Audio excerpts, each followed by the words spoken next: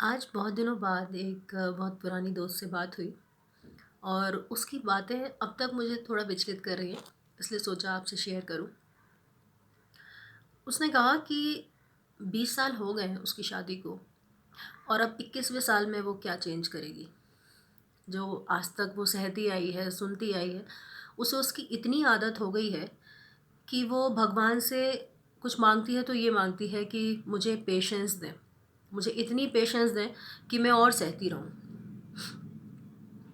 ये बात आपको कहाँ तक ठीक लगती है? क्योंकि कहीं ना कहीं वो अपने आप से बहुत ज़्यादती कर रही है। और शायद ऐसी बहुत सी औरतें हैं, बहुत सी महिलाएं हैं जो एक आदत बना लेती हैं, सहना, गलत सहने को एक आदत बना लेती हैं अपनी। मैं ये नहीं कहती कि आप अगेंस्ट जाओ, अपने फैमिली के अगेंस्ट जाओ या ऐसा कुछ करो जो उन्हें हर्ट करे, लेकिन एटलीस्ट अपने आप को तो इतना दुख मत दो, तकलीफ़ मत दो कि दूसरों की खुशी के लिए आप अपने आप को बस सेक्रीफाइस करते जा रहे हो।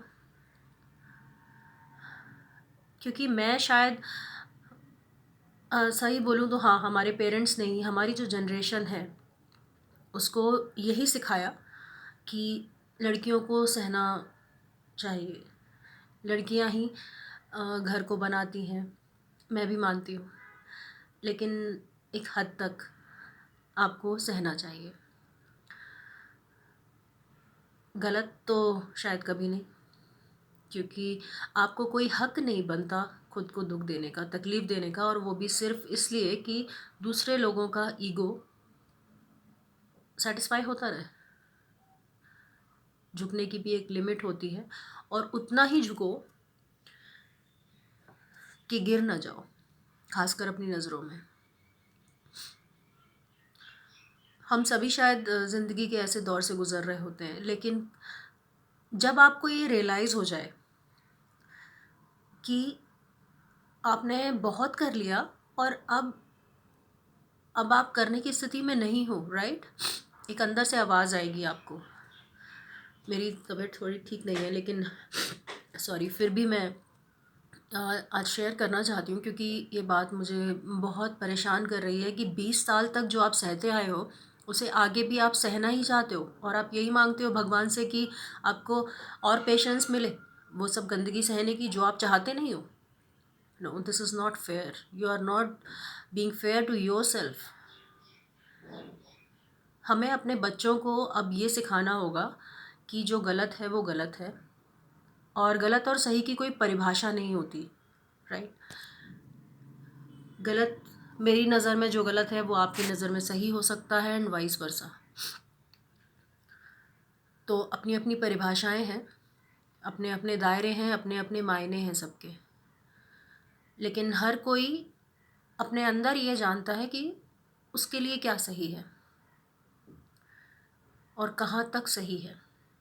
तो जब आपको ये रियलाइज़ होने लगे, जब आपके अंदर से ये आवाज़ आने लगे कि बस अब मुझसे सहन नहीं हो रहा, तो भगवान से पेशेंस मत मांगिए, भगवान से करेज मांगिए, साहस मांगिए कि मैं जो अब तक सहती आई हूँ उसे अब मैं, गिव मी सम करेज, उसे अब मैं रोक पाऊँ, उसे अब मैं और ना सहूँ, मैं अपने लिए भी खड़ी रहूँ, एक आवाज़ मैं अपने लिए भी उठाऊँ। बस इतना ही कहना चाहूँगी मैं, क्योंकि एक आदत बन जाने की वजह से आप शायद बस ख़त्म होते जा रहे होते हो, जी तो नहीं रहे होते हो। और मैं चाहती हूँ कि आप जिए, आप खुश रहें। हर लड़की को खुश रहने का अधिकार है। शादी हो जाना या किसी बंधन में बन जाना, गृहस्थी में रहना, ये सब हमारे दायरे नहीं है। ये हमें जीवन जीना सिखाते हैं। रिश्ते हमें जीवन जीना सिखाने के लिए होने चाहिए, हमें हमारी खुशियों के लिए, एक दूसरे के साथ के लिए होने चाहिए, ना कि घुटन या तड़प बन के नहीं होने चाहिए। मेरा ऐसा मानना है। तो अगर आप भी ऐसी किसी परिस्थिति से जूझ रही हैं और बहुत सालों तक सहती आ रही हैं, डोमेस्टिक वायलेंस या किसी भी तरह का सेक्रीफाइस, आपको लगता है कि इतने साल हो गए, अब मैं क्या ही स्टैंड लूँगी, तो प्लीज़ ऐसा नहीं है।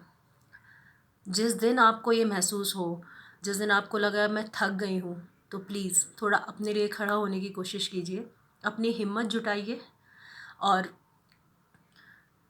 सबके सामने सर उठा के कहिए कि हाँ, मुझे भी जीने का अधिकार है। अब बहुत जी लिया आपकी तरह, अब मुझे मेरी तरह जीना है। तो खुश रहिए, मैं आपके साथ हूँ। You can personally contact me for help, support, motivation. I'll be there. Take care. All the best. खुश रहो, खुल के जियो. Love you.